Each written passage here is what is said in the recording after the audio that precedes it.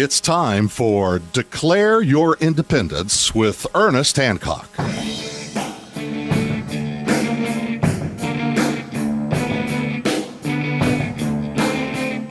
Welcome back to Declare Your Independence with me, Ernest Hancock, here in Phoenix, Arizona, where we're discussing Total Recall, which is, it's kind of, it's been part of our state's history for a long time, but it has not, from the beginning, but it has not ever been used, as far as I know, the reports to me, for a state legislator. Because they're every 2 years, by the time they already do something stupid to begin with, you're already one session into it, and they just got one more, might as well run an election. Or, you got somebody that's an incumbent, it's difficult to do. But I tell you, Russell, man, he drew a big, giant bullseye on his chest, and he was so... I've known Russell for a long time. He was in law enforcement.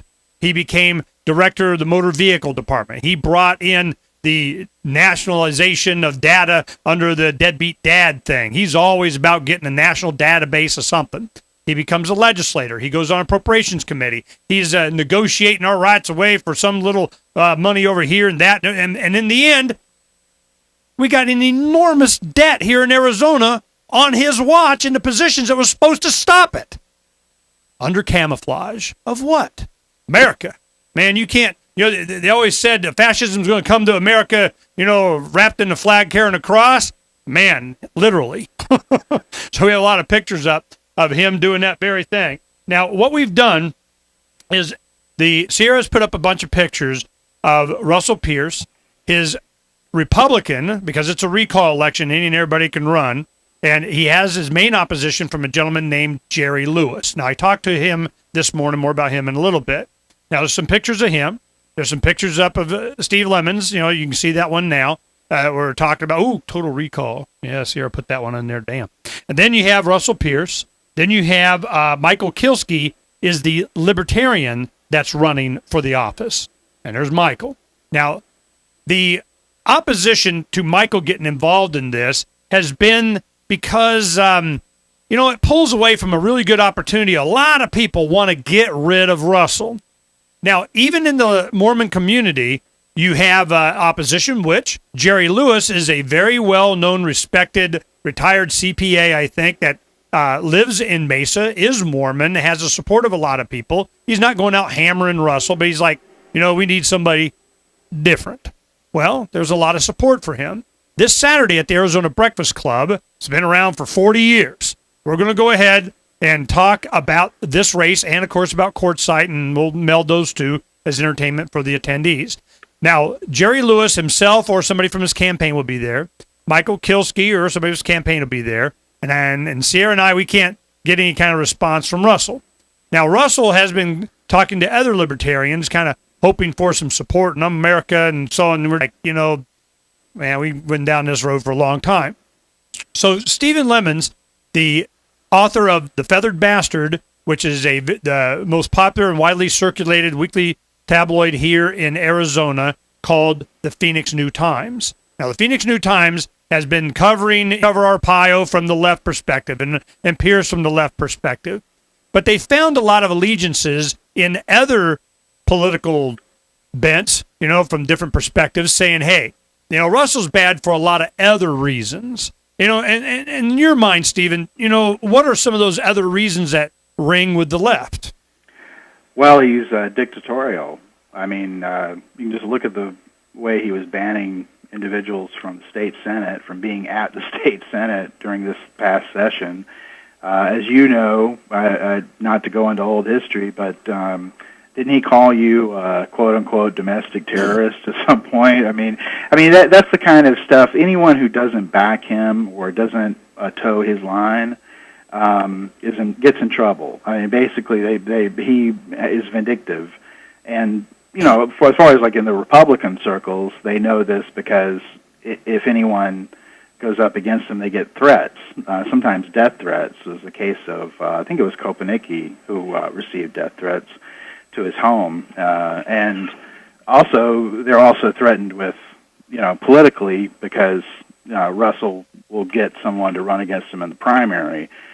And no one in the legislature wants a primary. I mean, a Republican doesn't want a primary; they can get away with it. So that's the kind of person we're dealing with, and the immigration stuff is just the tip of the iceberg, really.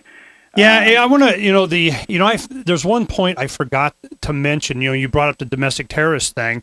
Michael Kielsky was my attorney in filing an ethics complaint with the Senate when he did that. And he's the one Libertarian run against him, and just until recently, he was the state chairman of the Libertarian Party. And he's an attorney and computer geek and all this other stuff. Well, what happens is, when they introduced this bill, what they did is it was very clear to us what was going to happen.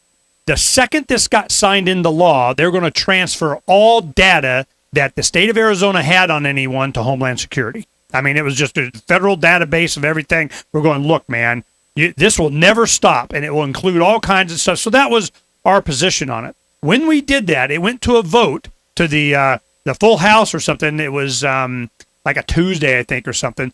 They were getting ready to vote on it. We did a story on Freedom Phoenix, sent it to all the legislators and said, look, FYI, do you know about this? Have you even read the thing? When that happened, they all went, whoa, and put a stop to it, and it got, delayed. And Russell freaked out. He was this close to having it, and that damn Ernie's going to muck him up. So what he did is he sent out on Senate letterhead to everybody and saying, domestic terrorist and Ernie and bad. So I was going to New Hampshire Liberty Forum to give a speech that morning. As I'm going to the airport, I hear this, I'm a domestic terrorist, hoping that I can still get on a plane. But I go to this libertarian freedom event, getting labeled domestic terrorist by Russell Pearce doing all that he was doing. Heck, I would have paid for that. So I'm going, I'm good. I got domestic terrorist stripes from the likes of these guys. What do you got? So it was, but the reason we went after it and filed the ethics complaint is because we knew what he did was wrong, violated ethics, using his position as, and so on, and kind of making this stuff up. And we needed to let him know, look, man, you want to paper the file? We'll paper the file. Let's paper the file. Well, of course, we went to Ron Gould, which was head of the ethics committee, and they have little secret ways that you're supposed to do it. And if you don't know the way that you actually file it with what and under what conditions and certified and all, it doesn't ever get addressed. Well, we knew this. So we were able to get it to where it went up, and then they did whatever they did with it. But it was a shot across the bow saying, look, are you sure you really want to go down this road? Because you don't have anything to stand on other than your arrogance from ignorance. Okay, Barry Hess, he said that last night. I'll give him credit. But, that's a really good way of putting it. Arrogance from ignorance. They didn't understand what they were going up against.